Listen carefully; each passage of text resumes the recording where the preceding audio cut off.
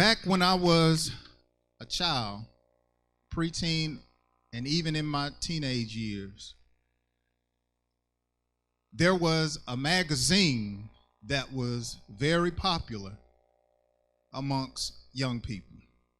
It was a magazine that you would find at the doctor's office, the dentist, and you could subscribe to it and they would mail it to you. It was a magazine called Highlights. Oh, y'all know about Highlights? I thought I was, a little bit too old and y'all wouldn't know what I was talking about. But Highlights was the bomb. I even came to find out that in your local high school, they have it in the library. Yeah, Highlights, or even in elementary and middle school, shall I say. But Highlights was a magazine that was entertaining, but also educational. Now, toward the back of the book or the magazine, Highlights was my favorite section.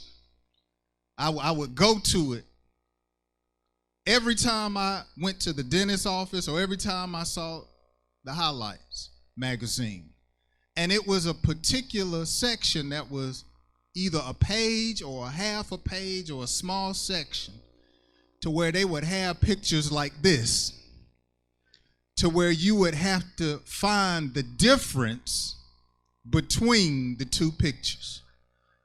They would give you one picture or two pictures that were seemingly similar, but they had differences. So you look at this picture here, and it says, find the 5 differences. And you can look at one, and you see one of them has a red flower on it, and the other one doesn't. And so you would take your pen or your pencil or your crayon, you would circle that, be like, I'm so smart. And then you would just search looking for the other differences in the photograph or in the illustration. I got to pause. How many know what I'm talking about right about now? They got it now to where they got apps and all you do is just find the difference in the photograph. But one of the skills that this was trying to teach young people was how to discern. How to be able to look at something and tell the difference between two objects. And see, when it comes to godly discernment, you and I need to have that same type skill. We need to be able to look at different situations that happen in our life, and we need to be able to look at the different people that come in and out of our life. And we need to be able to discern what is essential, significant, important, and so forth. How many are with me thus far? Breaking it on down, let me give you some definitions of discernment. Especially when you talk about godly discernment. A young person needs to be able to recognize the will of God. When you talk about having discernment, it says about you that you're able to recognize the will of God. Man, me doing this right here, this is the will of God for me. Man, this right here is put before me, but this is not the will of God for me. When you're able to distinguish what is and what is not the will of God for your life, that says about you, you have, help me, discernment. Taking it further, discernment. You're able to tell who or what is helpful or harmful. As a young person, young adult, you have to be able to look at situations, people, and before you get involved with them, You have to discern, is this person going to help me or is this person going to harm me? You are immature if you think everybody is your friend. You can be good people, but you just immature. You have to be able to discern, is having this person in my life, is this helping me as a Christian? Is having this thing in my life, is this helping me as a child of God? Is me smoking helping me? Well, you know, weed is natural, but is it helping your body?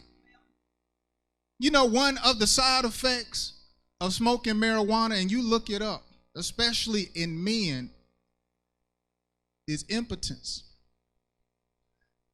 Is where it affects your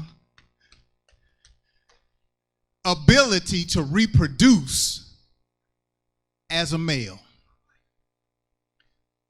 It affects your brain cells. So you have to say, yeah, it's a plant, but is it helpful or is it harmful? You have to discern that. Thirdly, discernment. When you or I practice discernment, you know what that says about us? It says that you're sharp, you're clever, you are quick to understand. That's how the Bible described Daniel and the Hebrew boys. They were quick to understand. They had the discernment. Clever young men. Have you ever met someone that was just slow? And I'm not talking about like from a mental standpoint. You just be like, man, they don't get it. They just slow. They always talking about something. Oh, you slow. Young folk, you can't afford to be like that. You got to have discernment. You can't be slow about sex. You can't be slow about money. You can't be on that dumb stuff. You got to have discernment. Can't be slow to figure out, man, my friend in the gang. You can't be slow. Why they always got this handkerchief hanging out their pocket? You can't be talking about some man. I thought they were trying to match their outfit. No, you slow. They part of something. They done pledged to a gang. You can't be on that dumb stuff. You got to be quick. You got to be clever.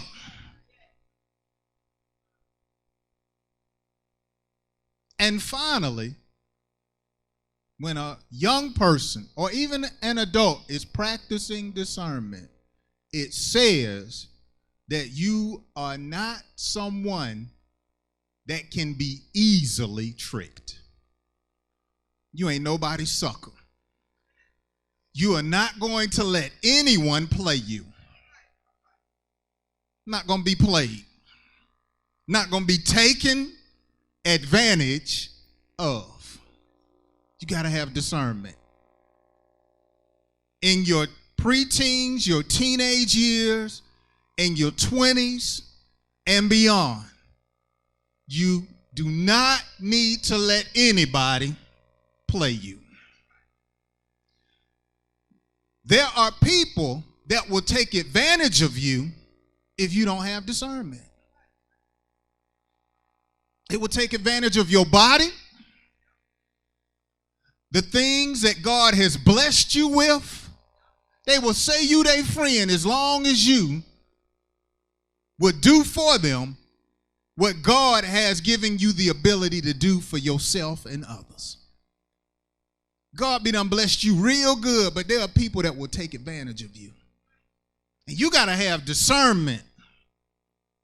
I'm talking people on your team, family members, and even some church folk. You have to have discernment. And it's not saying you just deep, you walking around squinty eyes. Oh, I hear the Lord saying about you. No, that's that dumb stuff. Again, you're able to determine the will the will of God. How many have an understanding from these definitions? At least one of them, you understand what discernment is. You got to have it. This needs to be, like Minister Keeler said, this needs to be on your tool belt. This needs to be a skill that you have. Again, how many understand what discernment is by a show of hands? Don't play with me.